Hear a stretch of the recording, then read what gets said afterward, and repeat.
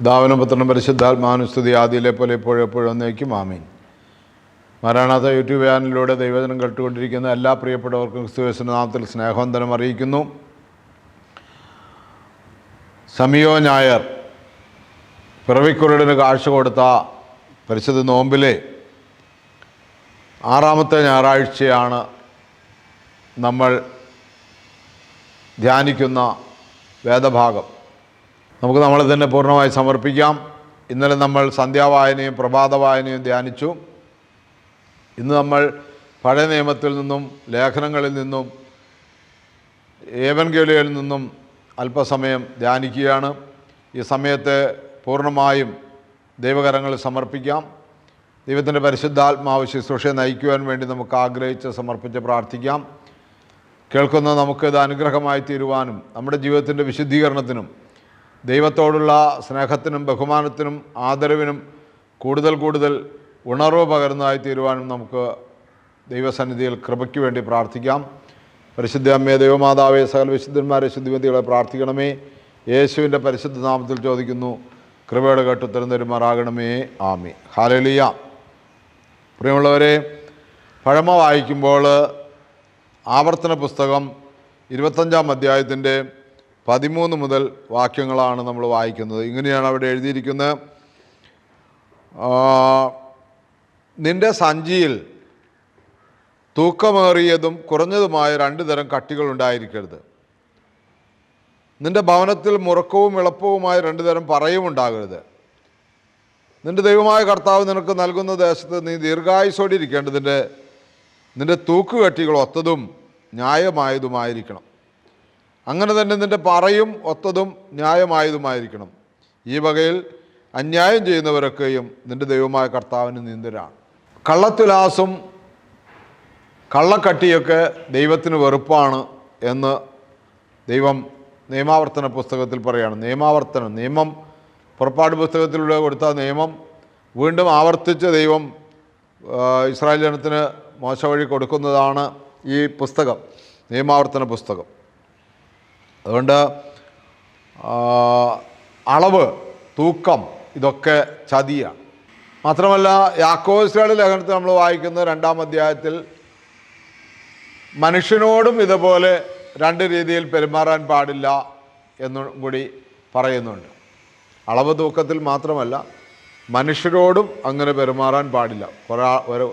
ഒരുവനെ ശ്രേഷ്ഠനായും ഒരുവനെ മോശക്കാരനായും കാണുവാൻ പാടില്ല, എല്ലാവരെയും ഒരുപോലെ കാണണമെന്ന് പറയുന്നുണ്ട്. ഇവിടെ പ്രത്യേകിച്ച് പ്രഭാഷകൻ്റെ പുസ്തകത്തിലൊക്കെ നമ്മൾ വായിക്കുന്നു, കല്ലുകൾക്കിടയിൽ കുറ്റി ഉറച്ചിരിക്കുന്നത് പോലെ ക്രയവിക്രയങ്ങളുടെ ഇടയിൽ പാപം ഒളിച്ചിരിക്കുന്നു എന്ന്.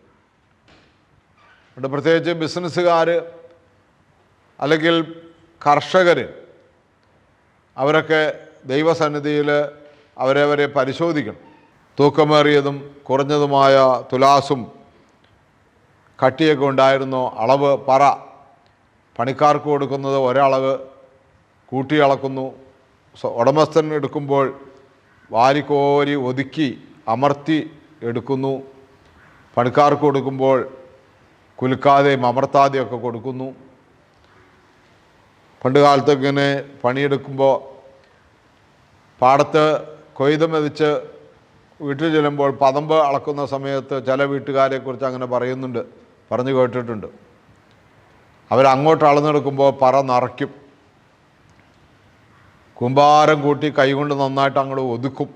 ഓരോ വാരിയിടലും നെല്ലിങ്ങനെ കൂട്ടിയിട്ടിരിക്കേണ്ട ചോട്ടി കൊണ്ടുവന്ന് പറ വച്ചിട്ട് പറ മറിഞ്ഞു പോകാതിരിക്കാൻ കാലുകൊണ്ട് അമർത്തി കൂട്ടിപ്പിടിച്ച് പറയിലേക്ക് ഇങ്ങനെ കുനിഞ്ഞു നിന്നിട്ട് 2 കൈയും കൊണ്ടും ഈ ചൊരിഞ്ഞിട്ടിരിക്കുന്ന നെല്ലിൽ നിന്ന് അങ്ങനെ അമർത്തി കുമ്പാരം കൂട്ടി എണ്ണണേനെ 1 എന്ന് പറയുന്ന നീളം അങ്ങ് കൂടും. എൻ്റെ നീളം കൂട്ടി അങ്ങനെ അളക്കും. അങ്ങനെ 6, 7 അളന്നിട്ട് 8-ാമത്തെ അളവ് വരുമ്പോൾ ഒരു നീളവും ഇല്ല. 8-ാമത്തെ അളവ് വരുമ്പോൾ 7 അളന്ന് 8-ാമത്തെ പറയാണ് അല്ലെങ്കിൽ 8-ാമത്തെ കൊട്ടയാണ് ഈ തൊഴിലാളിക്കുള്ളത്. അത് വരുമ്പോൾ ഒരു നീട്ടലുമില്ല. പെട്ടെന്ന് കുലുക്കലുമില്ല, അമർത്തലുമില്ല. ഇതിനെയാണ് രണ്ട് തരം അളവെന്ന് പറയുന്നത്. രണ്ട് തരം അളവ്. കച്ചവടക്കാർ തേങ്ങ അടയ്ക്കാൻ മറ്റ് സാധനങ്ങളൊക്കെ എണ്ണി വാങ്ങാൻ വരുമ്പോൾ എണ്ണ ഇടയ്ക്ക് തെറ്റിച്ച് കയറ്റിയിടും. ഉടമസ്ഥന് അറിയില്ല. അങ്ങനെ ഓരോന്നും നമ്മൾ എടുത്തു നോക്കുമ്പോൾ നമ്മുടെ എല്ലാം ചിലപ്പോൾ ജീവിതത്തിൽ നമ്മുടെ പൂർവികരായിട്ടൊക്കെ ഇതുപോലുള്ള തെറ്റുകൾ പാപമല്ല എന്ന് വിചാരിച്ചുകൊണ്ട് ഒരുപാട് പാപം ചെയ്ത അനുഭവങ്ങളുണ്ടാകും. ദൈവത്തിന് അത് വെറുപ്പാണ്, നിന്ദ്യമാണ്, ദൈവം അതിനെ ശിക്ഷിക്കുമെന്ന് പറയുകയാണ്. അതുകൊണ്ട് മുമ്പ് പറഞ്ഞതുപോലെ ഇതാരുടെ പാപമാണെന്ന് ചോദിച്ചാൽ ഇതെൻ്റെ സ്വത്തിൽ പൂർവികരുടെ പാപമാണ്, ഞാനതുകൊണ്ട് ഇത് അധികം വല്ലതും സക്കായി പറഞ്ഞതുപോലെ അധികം വല്ലതും പിടിച്ചെടുത്തിട്ടുണ്ടെങ്കിൽ ഒന്നിന് 4 ഇരട്ടി തിരിച്ചു കൊടുക്കുന്നു എന്ന മനോഭാവത്തോടു കൂടി മാനസാന്തരത്തിലേക്ക് വരേണ്ടതാണ്. ഹല്ലേലൂയ. രണ്ടാമത്തെ ചിന്ത അവിടെ തന്നെ പറയുന്നത് 26-ാം അധ്യായത്തിൻ്റെ 1 മുതൽ 5 വരെ വാക്യങ്ങളാണ്. നിന്റെ ദൈവമായ യഹോവ നിനക്ക് അവകാശം വരുന്ന ദേശത്ത് നീ ചെന്ന് അത് കൈവശമാക്കി അവിടെ പാർക്കുമ്പോൾ നിന്റെ ദൈവമായ യഹോവ നിനക്ക് തരുന്ന സ്ഥലത്ത് നിന്റെ വയലിൽ നിന്നുണ്ടാകുന്നതായി വയലിലെ എല്ലാ വക കൃഷിയുടെയും ആദ്യഫലം കുറേശ്ശെ എടുത്തൊരു കൊട്ടയിൽ വെച്ചുകൊണ്ട് നിന്റെ ദൈവമായ കർത്താവ് നിന്നെ തൻ്റെ നാമം സ്ഥാപിപ്പാൻ തിരഞ്ഞെടുക്കുന്ന സ്ഥലത്തേക്ക് പോകണം. എന്ന് പറഞ്ഞാൽ നമ്മുടെ കായ്കനികൾ, കൃഷിഫലങ്ങളൊക്കെ ദൈവം നൽകിയ സ്ഥലത്ത് നമ്മൾ പാർക്കുന്നു. ദൈവം നൽകിയ സ്ഥലത്ത് നമ്മൾ നട്ടുണ്ടാക്കി നനച്ച് വളർത്തി അതിൻ്റെ ഓഹരി ദൈവത്തിനുള്ളതാണെന്നുള്ള തിരിച്ചറിവോടുകൂടി ദൈവത്തിന് കൊടുക്കണം എന്ന് ഇവിടെ രണ്ടാമത്തെ വായനയിലൂടെ ദൈവം നമ്മളോട് സംസാരിക്കുകയാണ്. അല്ലെങ്കിൽ ഒറ്റ വായിൽ തന്നെ മറ്റൊരു അധ്യായത്തിലൂടെ നമ്മളോട് കർത്താവ് സംസാരിക്കുകയാണ്. ഇനി നമ്മൾ രണ്ടാമത് വായിക്കുന്നത് ഇയ്യോബിൻ്റെ പുസ്തകത്തിൽ നിന്നാണ്. ഇയ്യോബിൻ്റെ പുസ്തകം 42-ാമത്തെ അധ്യായം 1 മുതൽ 8 വരെ വാക്യങ്ങളാണ്. ഇയ്യോബ് വലിയ സങ്കടത്തിലായി. ഇയ്യോബിൻ്റെ കൂട്ടുകാരൊക്കെ വന്ന് ഇയ്യോബിനെ കുറ്റം പറഞ്ഞു. നീ പാപിയായതുകൊണ്ടാണ് നിനക്ക് ഇങ്ങനെയൊക്കെ സംഭവിച്ചിരിക്കുന്നതെന്നെല്ലാം പറഞ്ഞു. നേരത്തെ പറഞ്ഞതുപോലെ ഇത് ആരുടെ പാപം കൊണ്ടാണ് ഇതൊക്കെ വന്നത്? നിൻ്റെ പാപം കൊണ്ട് തന്നെയാണ്. നീ നീതിമാനായിട്ടൊന്നും ഞങ്ങളുടെ മുമ്പിൽ അങ്ങനെ തെളിഞ്ഞു നിൽക്കണ്ട. പാപം ചെയ്യുന്നവർക്ക് മാത്രമേ ഇത്തരം ശിക്ഷകളൊക്കെ വരികയുള്ളൂ എന്നെല്ലാം പറഞ്ഞ് കൂട്ടുകാരന്മാർ വന്ന് ഭയങ്കരമായിട്ടൊക്കെ കയർത്ത് ദൈവത്തിൻ്റെ വചനങ്ങളൊക്കെ എടുത്ത് അവർ ശക്തമായി സംസാരിച്ചു. അവസാനം ഇയ്യോബ് ദൈവത്തോട് സംസാരിക്കുന്ന ഭാഗത്തിലേക്കാണ് അവിടെ എഴുതപ്പെട്ടിരിക്കുന്നത്. അതിന് ഇയ്യോബ് യഹോവയോട് ഉത്തരം പറഞ്ഞത്, നിനക്കെല്ലാം കഴിയുമെന്നും നിൻ്റെ ഉദ്ദേശമൊന്നും അസാധ്യമല്ലെന്നും ഞാൻ അറിയുന്നു. അറിവ് കൂടാതെ ആലോചനയെ മറച്ചു കളയുന്ന ഇവനാര്? അങ്ങനെ എനിക്കറിഞ്ഞുകൂടാതെ വണ്ണം അത്ഭുതമേറിയത് ഞാൻ തിരിച്ചറിവില്ലാതെ പറഞ്ഞുപോയി. നീ എന്നെ കേൾക്കുക, ഞാൻ സംസാരിക്കാം, ഞാൻ നിന്നോട് ചോദിക്കാം, എനിക്ക് മറുപടി തരിക എന്നും അവിടുന്ന് കൽപ്പിച്ചു. ഞാൻ നിന്നെക്കുറിച്ച് ഒരു കേൾവി മാത്രമേ കേട്ടിരുന്നുള്ളൂ. ഇപ്പോഴോ എൻ്റെ കണ്ണുകളാൽ ഞാൻ നിന്നെ കാണുന്നു.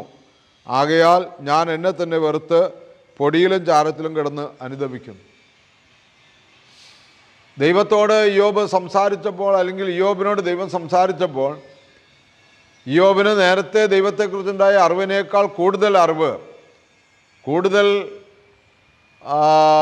ദൈവത്തിൻ്റെ മഹത്വം ദർശിക്കുവാൻ ഇയ്യോബിന് കഴിഞ്ഞു എന്നുള്ളതാണ് ഇവിടെ ഇയ്യോബ് പറഞ്ഞ് അവസാനിപ്പിക്കുന്നത്. യഹോവ ഈ വചനങ്ങളെ ഇയ്യോബിനോട് അരുളിച്ചതിന് ശേഷം തേമാന്യനായ എലീഫസിനോട് അരുളി ചെയ്തു, നിന്നോട് നിൻ്റെ 2 സ്നേഹിതന്മാരോട് എനിക്ക് കോപം ജ്വലിച്ചിരിക്കുന്നു. എൻ്റെ ദാസനായ ഇയ്യോബിനെ പോലെ നിങ്ങൾ എന്നെക്കുറിച്ച് ശരിയായിട്ടല്ല സംസാരിച്ചത്. ഇയ്യോബ് ദൈവത്തെക്കുറിച്ച് ശരിയായി സംസാരിച്ചു. എന്നാൽ എലീഫസും കൂട്ടുകാരന്മാരും ദൈവത്തെക്കുറിച്ച് ഇയ്യോബിനോട് അറിവില്ലാതെ സംസാരിച്ചു. ദൈവം ആരാണെന്ന് വ്യക്തമായി മനസ്സിലാക്കാതെ ദൈവം ശിക്ഷിക്കുന്നവനാണെന്നും ദൈവം അങ്ങനെയാണ് ഇങ്ങനെയാണെന്നൊക്കെ സംസാരിച്ചു. അതുകൊണ്ട് എന്ത് ചെയ്യണം? നിങ്ങൾ 7 കാളകളെയും 7 ആട്ടുകൊറ്റന്മാരെയും എൻ്റെ ദാസനായ ഇയ്യോബിൻ്റെ അടുക്കൽ കൊണ്ടുചെന്ന് നിങ്ങൾക്ക് വേണ്ടി ഹോമയാഗം കഴിപ്പിൻ. എൻ്റെ ദാസനായ ഇയ്യോബ് നിങ്ങൾക്ക് വേണ്ടി പ്രാർത്ഥിക്കും. ഞാൻ അവൻ്റെ മുഖം ആദരിച്ച് നിങ്ങളുടെ മൂഢതയ്ക്ക് തക്ക പോലെ നിങ്ങളോട് ചെയ്യാതിരിക്കും. എൻ്റെ ദാസനായ യോബിനെ പോലെ നിങ്ങൾ എന്നെക്കുറിച്ച് വിഹിതമായത് സംസാരിച്ചിട്ടില്ല. യോബ് ദൈവത്തിന് എതിരെ ഒരു പാപവും സംസാരവും കൊണ്ട് ചെയ്തില്ല. എൻ്റെ പ്രിയമുള്ളവരെ, നമ്മൾക്കും കുറേ അറിവുണ്ടെന്ന് ധരിച്ച് നമ്മൾ ദൈവത്തിൻ്റെ വിരോധികളായി മാറരുത്. യോബിൻ്റെ അനുഭവത്തിൽ യേശുക്രിസ്തുവിനെതിരെ നിന്ന പരീശന്മാരെ പോലെ തന്നെയായിരുന്നു ഈ കൂട്ടുകാരന്മാർ. യോബ് നീതിമാനായി അവൻ പ്രാർത്ഥിച്ചാൽ ദൈവം ഇവർക്ക് മോചനം കൊടുക്കും എന്ന് ദൈവം യോബിനോട് പറയുകയാണ്, അല്ലെങ്കിൽ കൂട്ടുകാരോട് പറയുകയാണ്. ഈ ഒരു അനുഭവം നമ്മുടെ ജീവിതത്തിൽ ഉണ്ടായിരിക്കട്ടെ. നമ്മൾ ആരെയും ചാടിക്കയറി എതിർക്കരുത്. അതങ്ങനെയാണ്, ഇങ്ങനെയാണ്, അപ്പുറയാണ്, ഇപ്പുറയാണ്, ഞാനും വേദപുസ്തകം വായിക്കുന്ന ആളാണ്, എനിക്കും അറിയാം കാര്യങ്ങൾ എന്നെല്ലാം പറഞ്ഞിട്ടൊന്നും ഇങ്ങനെ ദൈവം അങ്ങനെയാണ് ഇങ്ങനെയാണെന്നും പറയരുത്. ദൈവം ഓരോ വ്യക്തിയെയും അവരുടെ ജീവിതത്തിൽ ഇടപെടുന്നത് വ്യത്യസ്തമാണ്. അവരുടെ ജീവിതത്തെ നമ്മൾ ന്യായം വിധിക്കാനോ കുറ്റം വിധിക്കാനോ ഒന്നും പോകരുത്. പ്രത്യക്ഷത്തിൽ നമുക്ക് തോന്നും ഇതൊക്കെ പാപമായിട്ടായിരിക്കാം അങ്ങനെ സംഭവിച്ചിരിക്കുന്നത്. വേദപുസ്തകം നമ്മൾ അങ്ങനെ വായിക്കുമ്പോൾ നമുക്കങ്ങനെ തോന്നും. വേദപുസ്തകത്തിൽ ഇന്നതുപോലെയൊക്കെ ചെയ്തില്ലെങ്കിൽ നിന്നെ ഞാൻ ശിക്ഷിക്കും എന്നൊക്കെ എഴുതി വച്ചാണ്. പക്ഷെ ദൈവം ഓരോ വ്യക്തികളെയും പരീക്ഷിക്കുന്നതും ശോധന ചെയ്യുന്നതും ഒക്കെ വ്യത്യസ്തമാണ്. ചിലപ്പോൾ തിന്മയിലൂടെ മനുഷ്യബുദ്ധിയിൽ തിന്മയെന്ന് തോന്നുന്ന അതിലൂടെയൊക്കെ ദൈവം മനുഷ്യനെ കടത്തിവിട്ടുന്നു വരും. അതുകൊണ്ട് പ്രിയമുള്ളവരെ, ഈ ഇയ്യോബിൻ്റെ പുസ്തകത്തിൽ നമ്മളോട് പറയുന്നു, ഒരിക്കലും നമ്മൾ മറ്റുള്ളവരെ വിധിക്കുമ്പോൾ ദൈവത്തിൻ്റെ പ്രവൃത്തിയാണ് നമ്മൾ ചോദ്യം ചെയ്യുന്നത്. അത് ദൈവത്തിനെതിരെയുള്ള ആരോപണങ്ങളും പ്രവർത്തനങ്ങളുമാണെന്ന് തിരിച്ചറിയണമെന്ന് നമ്മൾ ഓർത്തുകൊണ്ട് ആ ഭാഗം വിടുകയാണ്. മൂന്നാമത്തെ വായന എസെക്കിയേൽ ദീർഘദർശിയുടെ പുസ്തകത്തിൽ നിന്നാണ്. അവിടെ 13-ാം അധ്യായത്തിൻ്റെ 1 മുതൽ 16 വരെ വാക്യങ്ങളാണ്.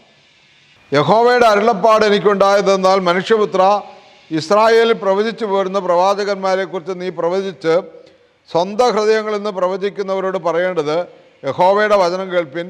യഹോവയായ കർത്താവ് ഇപ്രകാരം അരുളിച്ചെയ്യുന്നു, സ്വന്തം മനസ്സിനെയും കണ്ടിട്ടില്ലാത്ത കാര്യങ്ങളെയും പിന്തുടരുന്ന ബുദ്ധികെട്ട പ്രവാചകന്മാർക്ക് അയ്യോ കഷ്ടം.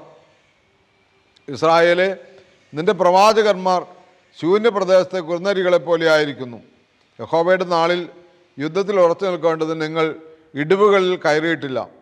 ഇസ്രായേൽ ഗൃഹത്തിനു വേണ്ടി മതിൽ കെട്ടിയിട്ടുമില്ല. അവർ വ്യാജവും കള്ളപ്രശ്നവും ദർശിച്ചിട്ട് യഹോവയുടെ അരുളപ്പാട് എന്ന് പറയുന്നു. യഹോവ അവരെ അയച്ചില്ലെങ്കിലും വചനം നിവൃത്തിയായി വരുമെന്ന് അവർ ആശിക്കുന്നു.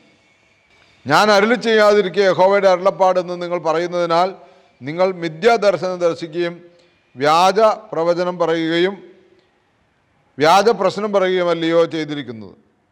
അതുകൊണ്ട് കള്ളപ്രവാചകന്മാർക്കെതിരെ ദൈവം നിൽക്കുന്നു എന്നാണ് ഇവിടെ സന്ദേശം. അതുകൊണ്ട് സുവിശേഷ പ്രഘോഷണത്തിലൊക്കെ ആയിരിക്കുന്നവർ, ദർശനങ്ങൾ പറയുന്നവർ വളരെ സൂക്ഷിക്കണം. കണ്ടതൊന്നും വിളിച്ചു പറയരുത്.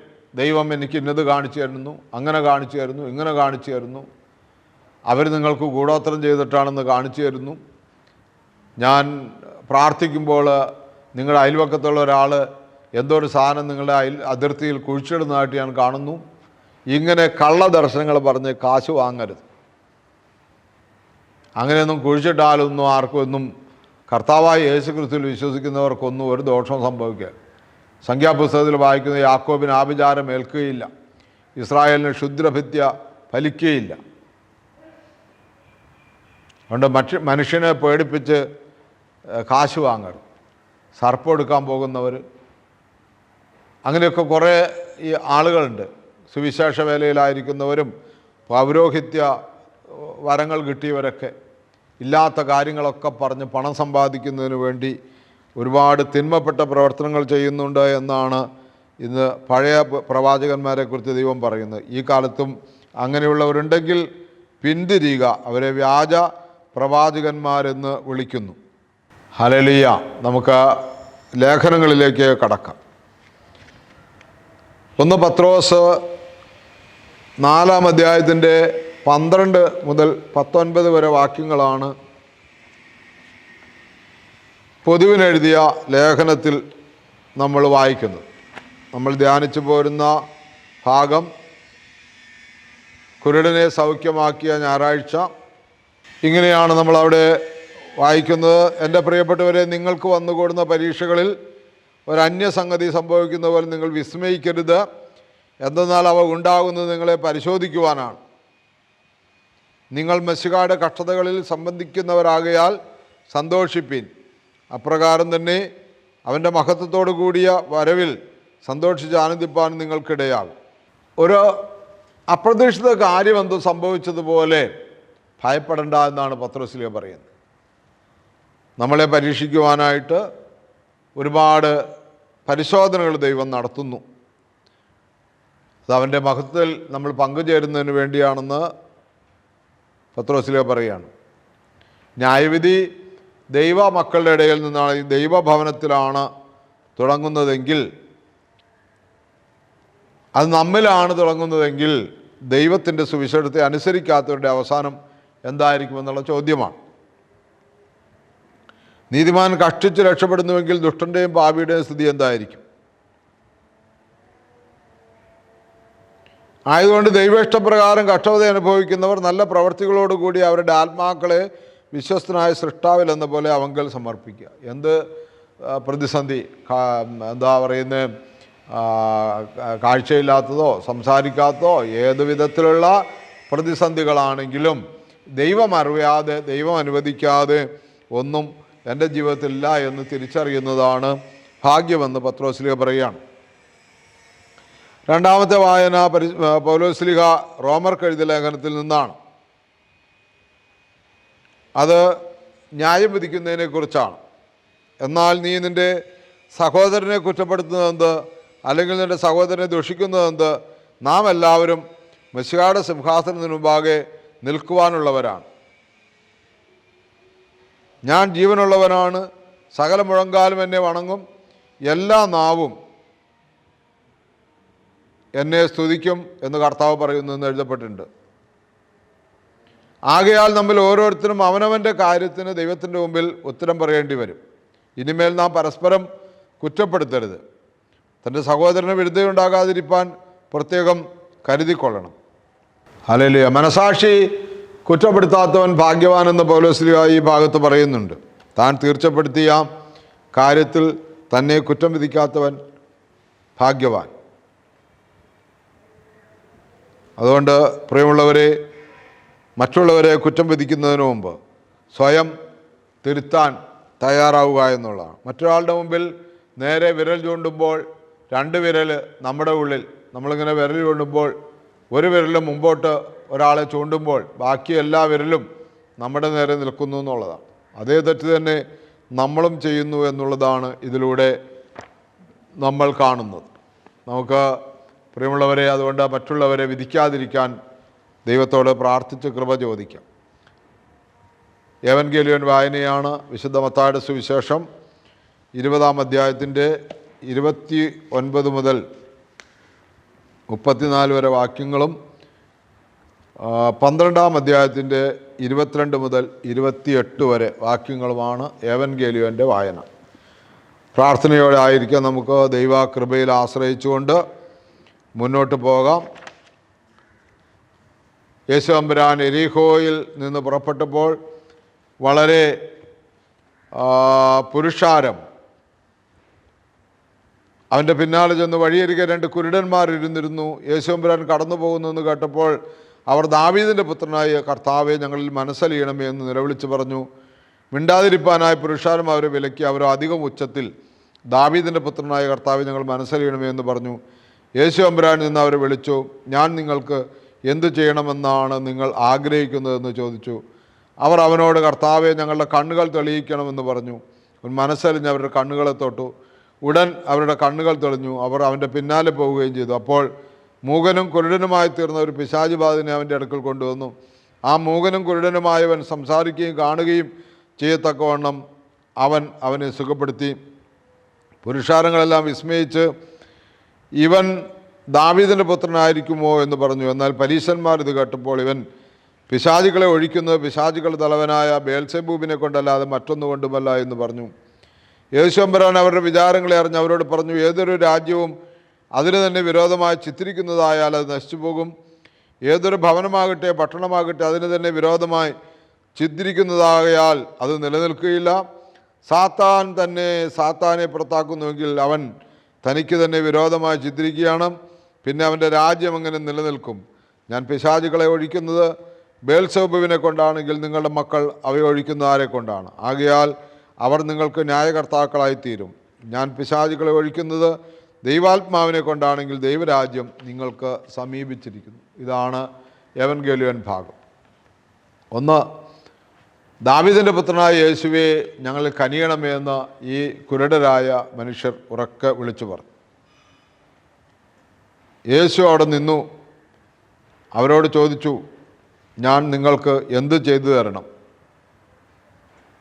അവർ പറഞ്ഞു, ഞങ്ങളുടെ കണ്ണുകൾ തെളിയണം, ഞങ്ങൾക്ക് കാഴ്ച കിട്ടണമെന്ന് പറഞ്ഞു. ഇവിടെ കണ്ണില്ലാത്ത കാഴ്ചയില്ലാത്ത കുരുടന്മാർ.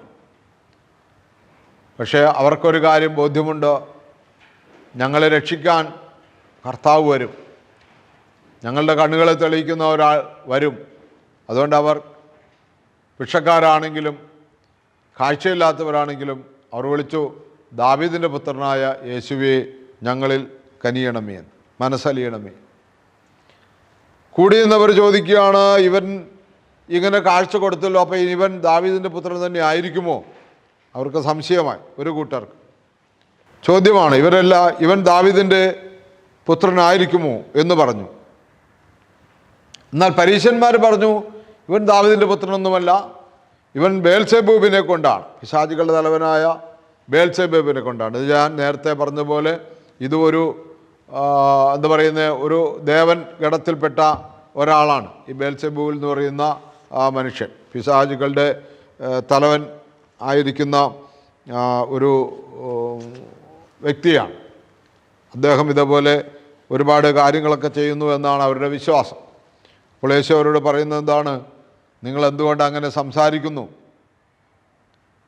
ഞാൻ ബേൽസെബൂബിനെ കൊണ്ടാണ് പിശാചുകളെ ഒഴിപ്പിക്കുന്നതെങ്കിൽ നിങ്ങളുടെ മക്കൾ ആരെ കൊണ്ടായിരുന്നു ചെയ്തത്?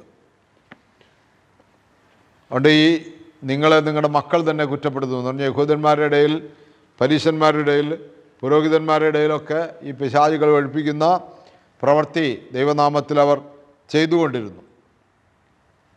അതുകൊണ്ട് ഇവിടെ എന്നെ കേൾക്കുന്ന ദൈവമക്കളെ, ഈ പറഞ്ഞതുപോലെ, നേരത്തെ പറഞ്ഞതുപോലെ ആരുടെ പേരിലാണ് ഇതൊക്കെ ചെയ്യുന്നത്? ഈ സർപ്പമൊഴിപ്പിക്കലും ഈ പിശാചിനൊഴിപ്പിക്കലും ഈ കൂടോത്രമെടുക്കലും ഈ മന്ത്രവാദം ഒക്കെ മാറ്റിക്കളയാൻ വേണ്ടി ഇങ്ങനെ ചട്ടം കെട്ടി ഇറങ്ങുന്നവരൊക്കെ ഈ ദൈവത്തിൻ്റെ പേര് പറയുമ്പോൾ അത് ആരുടെ പേരാണ്? സാക്ഷാൽ യേശു ക്രിസ്തുവിൻ്റെ നാമമാണോ വഹിക്കുന്നത് എന്നൊക്കെ പരിശോധിക്കുക. സാക്ഷാൽ യേശു ക്രിസ്തുവിൻ്റെ നാമമാണ് വഹിക്കുന്നതെങ്കിൽ പണത്തിനു വേണ്ടി ഒന്നും ചെയ്യില്ല. എല്ലാവർക്കും ഈ അധികാരം നൽകിയിട്ടുണ്ട്. ഭൂതങ്ങളെ ബഹിഷ്കരിക്കാനുള്ള അധികാരം സകലർക്കും നൽകിയിട്ടുണ്ട്. സഭയിൽ തന്നെ കുടുംബ ജീവിതം നയിക്കുന്ന കുടുംബത്തിൽ പ്രാർത്ഥിക്കുമ്പോൾ പിശാചുകളെ ബഹിഷ്കരിക്കുന്ന പ്രാർത്ഥന വരെ നമ്മുടെ നമസ്കാര പുസ്തകത്തിൽ സഭയിൽ ക്രമീകരിച്ചിട്ടുണ്ട്. ആർക്കും അവരുടെ കുടുംബത്തിലിരുന്ന് പ്രാർത്ഥിക്കാം. അവർക്കുണ്ടാകുന്ന പൈശാചിക ബന്ധനങ്ങൾ, അതിൻ്റെ ബുദ്ധിമുട്ടുകൾ, അതിൻ്റെ അലട്ടുകളിലൊക്കെ മാറിപ്പോകാൻ വേണ്ടി പ്രാർത്ഥിക്കാം. പ്രത്യേകിച്ച് സുവിശേഷകർക്കും പൗരോഹിത്യ നൽവരം ലഭിച്ചവർക്കും അതിൻ്റെ കൃപ അധികാരവും കർത്താവ് നൽകിയിട്ടുണ്ട്. അങ്ങനെയാണല്ലോ ശിഷ്യന്മാർ പറഞ്ഞത്, ഭൂതങ്ങൾ പോലും ഞങ്ങൾക്ക് കീഴടങ്ങിയെന്ന്. അപ്പോൾ യേശു പറഞ്ഞു, ഭൂതങ്ങൾ നിങ്ങൾക്ക് കീഴടങ്ങിയതല്ല, നിങ്ങൾ സന്തോഷിക്കേണ്ടത് നിങ്ങളുടെ പേര് സ്വർഗത്തിൽ എഴുതപ്പെട്ടിരിക്കുന്നതുകൊണ്ടാണ്. അപ്പോൾ സ്വർഗത്തിൽ പേരെഴുതിട്ടില്ല എങ്കിൽ ഭൂതങ്ങൾ കീഴടങ്ങിയെന്ന് പറഞ്ഞിട്ടും കാര്യമില്ല. അപ്പോൾ അതുകൊണ്ട് പ്രിയമുള്ളവരെ, ഈ കാഴ്ചയില്ലാത്ത കുരുടന്മാരായ മനുഷ്യരെ പോലെ യാതൊരു അവിശ്വാസവുമില്ലാതെ കർത്താവിനെ ദാവീദിൻ്റെ പുത്ര എന്ന് വിളിച്ച് സൗഖ്യം നേടുക എന്നുള്ളതാണ് പ്രധാന ഘടകം. ദൈവത്തിന് മഹത്വം കൊടുക്കാം. പരീശന്മാരെ പോലെ ഒരിക്കലും തർക്കിക്കരുത്. പല സ്ഥലത്തും സുവിശേഷത്തിനൊക്കെ പോകുമ്പോൾ തർക്കങ്ങളാണ് ഒരു കൂട്ടരുടെ മനസ്സിലെപ്പോഴും വരുന്നത്. സുവിശേഷം കേൾക്കാൻ അവർക്ക് താല്പര്യമില്ല, സുവിശേഷം വിശ്വസിക്കാൻ താല്പര്യമില്ല. എന്നിട്ടോ സുവിശേഷത്തിൻ്റെ ആവശ്യമില്ല എന്ന് തർക്കിക്കും. സുവിശേഷത്തിൻ്റെ ആവശ്യമില്ല. ഇതൊക്കെ തട്ടിപ്പാണ്. സത്യമാണ്, രോഗം മാറിയെന്നുള്ളത് ഉറപ്പാണ്, പക്ഷേ സമ്മതിക്കില്ല. ഒരു മനുഷ്യനെ എനിക്കറിയാം, ഒരു ധ്യാന സ്ഥലത്ത് അവർ പറയുന്നത് അവർക്ക് അവിടെ അത്ഭുതങ്ങളും അടയാളങ്ങളൊക്കെ ഉണ്ടായാൽ, രോഗികൾ സുഖപ്പെട്ടാൽ അവർക്ക് അവിടെ ധ്യാനം കൂടിയവരെ ലെറ്റർ അയക്കും, എനിക്ക് സാക്ഷ്യം പറയണം, അല്ലെങ്കിൽ എൻ്റെ സാക്ഷ്യം അവിടെ നിന്ന് ഇറങ്ങുന്ന പുസ്തകത്തിൽ കൊടുക്കണമെന്നൊക്കെ പറയുമ്പോൾ അവർ പ്രാർത്ഥിച്ചിട്ടാണ് തിരഞ്ഞെടുക്കുന്നതെന്നാണ്. എന്നാൽ അത്തരം ദൈവിക ശുശ്രൂഷകൾക്കെതിരെ നിലകൊണ്ട ഒരു മനുഷ്യൻ, ഞാൻ പറയുന്നത് 10-35 വർഷം മുമ്പുള്ളൊരു കാര്യമാണ്. ഇപ്പോൾ അദ്ദേഹത്തിൻ്റെ ജീവിതം എന്താണ് എങ്ങനെയാണെന്ന് എനിക്കറിയില്ല. അന്ന് ഞങ്ങളെയൊക്കെ ആക്ഷേപിക്കാൻ വേണ്ടി കൂടിയാണ് അദ്ദേഹം അങ്ങനെ ക്രമീകരിച്ചതെന്ന് നമുക്ക് ഉത്തമ ബോധ്യമുള്ളതുകൊണ്ട് സംസാരിക്കുകയാണ്. അങ്ങനത്തെ വ്യക്തികൾ ഇപ്പോഴും സമൂഹത്തിലുണ്ടാകുമെന്നുള്ള ചിന്തയോടുകൂടിയാണ് ഈ വചനവുമായിട്ട് ബന്ധപ്പെട്ട് സംസാരിക്കുന്നത്.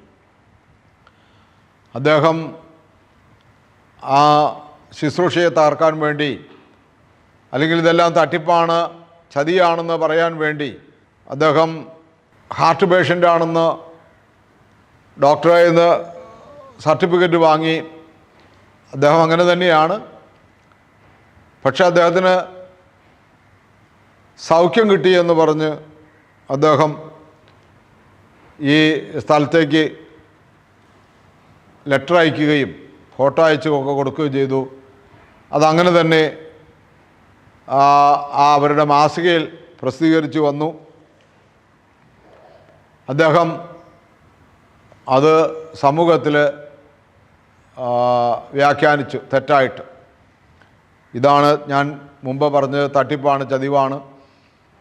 എൻ്റെ കാര്യം ഇങ്ങനെ എൻ്റെ പേര് വന്നിരിക്കുന്നതുണ്ടോ, എൻ്റെ കാര്യം നിങ്ങൾക്കെല്ലാവർക്കും അറിയാവുന്നതല്ലേ, ഞാൻ ഇന്ന രോഗത്തിനും ചികിത്സ ചെയ്യുന്നതല്ലേ, എനിക്കിന്നുവരെ മാറിയിട്ടുണ്ടോ, ഇതാണ് പറഞ്ഞ ചതിവാണ്, ദൈവമില്ല, ഇതൊക്കെ ദൈവത്തിൻ്റെ പേരിൽ തട്ടിപ്പ് നടത്തുന്നതാണെന്നൊക്കെ പറഞ്ഞിട്ട് ഇങ്ങനെ എതിർക്കുന്ന മനോഭാവം, എതിർക്കുന്ന സ്വഭാവം.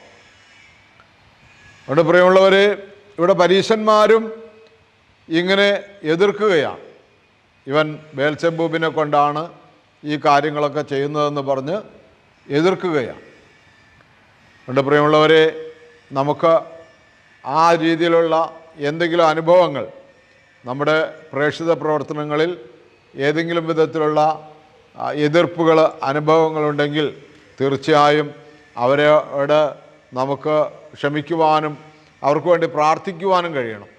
മറിച്ച് ഒരിക്കലും അവരെ അവിടെ തർക്കിക്കാനോ ബഹളമുണ്ടാക്കാനോ അല്ലെങ്കിൽ സുവിശേഷ പ്രവർത്തനങ്ങളിൽ നിന്ന് പിന്തിരിയുവാനൊന്നും ഇടയാകരുത്. ശുശ്രൂഷ രംഗത്ത് ഉറച്ചു തന്നെ നിൽക്കണം. യേശുക്രിസ്തുവിനെ പോലെ ധൈര്യത്തോടെ നിൽക്കണം. നാം യേശുക്രിസ്തുവിനെ പോലെ ഈ ഭൂമിയിൽ ശുശ്രൂഷ ചെയ്യേണ്ടവരാണ്. 1 യോഹന്നാൻ 2:6 നമ്മൾ അങ്ങനെ വായിക്കുന്നത്, അവനിലായിരിക്കുന്നു എന്ന് പറയുന്നവൻ അവൻ നടന്ന അതേ വഴിയിലൂടെ നടക്കേണ്ടതാണ്. നമുക്ക് പ്രാർത്ഥിച്ച് അവസാനിപ്പിക്കാം. നിത്യനും വാഴ്ത്തപ്പെട്ടവനുമായ സ്വർഗീയപിതാവേ, ഈ നല്ല സമയത്തിനായി നന്ദിയോടെ സ്തുതിക്കുന്നു. ഈ വലിയ നോമ്പിൻ്റെ 6ാമത്തെ ഞായറാഴ്ച, കുരുടനെ സൗഖ്യമാക്കിയ ഈ ഞായറാഴ്ചയിൽ ഞങ്ങൾ ഇന്നലെയും ഇന്നുമായി വായിച്ചു കേട്ട ധ്യാനിച്ച ഭാഗങ്ങളിൽ കർത്താവെ, കുറ്റങ്ങളും കുറവുകളൊക്കെ വന്നു പോയിട്ടുണ്ടെങ്കിൽ ക്ഷമിക്കണമേ എന്ന് പ്രാർത്ഥിക്കുന്നു. ഏറെ ആത്മാർത്ഥതയോടെ തികഞ്ഞ സ്നേഹത്തോടെ കർത്താവെ നിൻ്റെ സന്നിധിയിൽ നിൽക്കുവാൻ ഞങ്ങൾക്ക് കൃപ നൽകണമേ. ഞങ്ങളുടെ ജീവിതത്തിൽ എന്തെല്ലാം പ്രതികൂലത ഉണ്ടായാലും എൻ്റെ കർത്താവ് അറിയാതെ ഒന്നും സംഭവിക്കുന്നില്ല എന്നുള്ള വിശ്വാസത്തോടുകൂടി നിൽക്കുവാൻ, ദൈവവചനവുമായി നിൽക്കുമ്പോൾ എന്തെല്ലാം പ്രതിസന്ധികളുണ്ടായാലും, അത് സാമ്പത്തിക ഞെരുക്കങ്ങളാകട്ടെ, ആക്ഷേപങ്ങളാകട്ടെ, ഏത് വിധത്തിലുള്ള പ്രതികൂലതകൾ വന്നാലും, ജീവന് പോലും ഭീഷണിയാകുന്ന അനുഭവമായാൽ പോലും കർത്താവിനെ മറന്ന് ജീവിക്കുവാനിടയാകരുത്. കർത്താവിൻ്റെ വചനത്തെ ഉയർത്തിപ്പിടിക്കുവാനുള്ള കൃപയ്ക്ക് വേണ്ടി പ്രാർത്ഥിക്കുന്നു. ഒരിക്കലും തോറ്റുപോകാനിടയാകരുത്. ആപത്തോ നഗ്നതയോ പട്ടിണിയോ വാളോ എന്തു തന്നെ വന്നാലും യേശുവിൻ്റെ സ്നേഹത്തിൽ നിന്നെ വേർതിരിക്കാൻ ആർക്കും കഴിയില്ല എന്ന് പൗലോസ്ലീഹ പറഞ്ഞതുപോലെ എനിക്കും പറയുവാൻ, ഞങ്ങൾക്ക് ഓരോരുത്തർക്കും പറയുവാൻ കൃപ നൽകണമേ എന്ന് പ്രാർത്ഥിക്കുന്നു. ഞങ്ങളുടെ ഉൾക്കണ്ണുകളെ തെളിയിച്ച് വെളിച്ചമുള്ളവരാക്കി, ലോകത്തിൻ്റെ പ്രകാശമാണ് നിങ്ങളെന്ന് ഞങ്ങളോട് അവിടുന്ന് അരുളി ചെയ്തിട്ടുണ്ടല്ലോ, അങ്ങനെ പ്രകാശമുള്ളവരായിരിക്കുവാൻ കൃപ നൽകണമേ. നിത്യപിതാവും പുത്രനും പരിശുദ്ധാത്മാവുമായ സർവേശ്വര എന്നേക്കും ആമീൻ. ഇതുവരെയും ഈ ശുശ്രൂഷയെ സ്വീകരിച്ച നിങ്ങൾ അനേകരിലേക്ക് ഇത് പകർന്നു കൊടുക്കണമേ എന്ന് പ്രാർത്ഥിച്ചുകൊണ്ട് നിങ്ങളോട് സഹായം അഭ്യർത്ഥിച്ചുകൊണ്ട് നിർത്തുന്നു. ദൈവത്തിരുനാമം മാത്രം മഹത്വപ്പെടുമാറാകട്ടെ.